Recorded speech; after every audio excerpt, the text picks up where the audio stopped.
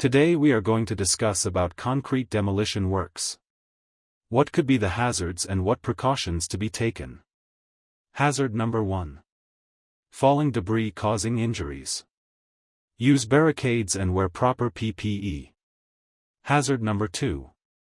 Dust generation affecting breathing. Use water spraying and wear masks. Hazard number 3. Noise from demolition equipment. Use ear protection and limit exposure. Hazard number 4. Structural collapse during demolition. Follow proper demolition sequence and supervision.